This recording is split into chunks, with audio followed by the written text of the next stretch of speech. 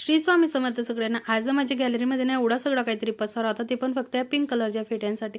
तर झालं काय, यांचा मला कॉल आला आणि म्हणे पिंक कलरचे फेटे किती, तर मला मोजून सांग, कारण की ना कस्टमरला फक्त पिंक कलरचे फेटे पाहिजेत. आता मला नेहमी सांगता की तू ना सगळे कलरचे फेटे ना वेगवेगळ्या गोंटीमध्ये भरून ठेवत जाय, पण नाही, माझा आळस नेहमी माझ्या पाठीशीतून मी सगळे फेटे ना असेच भरून ठेवते. आता पण मी तेच केलं, पण मुद्दामून नाही. म्हटलं चला आता हे सगळे फेटे आपण काढलेलेच आहेत आणि ऑर्डर पण येतं, यांना आपण मस्तपैकी वॉशिंग वगैरे करून घेऊ, म्हणून सगळे फेटे असेच भरून ठेवले. आणि हे सगळं करण्यामध्ये मात्र मी फार दमली. दुपारच्या जेवणामध्ये मात्र माझी खूप मजा झाली, कारण की यांनी ना बाहेरूनच वरणबट्टीचं पार्सल आणलं होतं.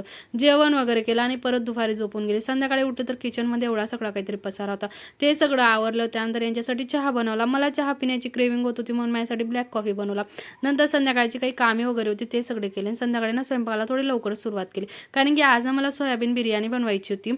तसं तर मी सोयाबीन पुलाव, सिंपल अशी सोयाबीन बिर्याणी ना खूप वेळेस बनवली, पण हे दम वगैरे देऊन ना फर्स्ट टाइम बनवते, म्हणून 1-2 व्हिडिओज बघितले होते आणि त्यानुसार स्टेप बाय स्टेप करून फॉलो करत बनवायला सुरुवात केली.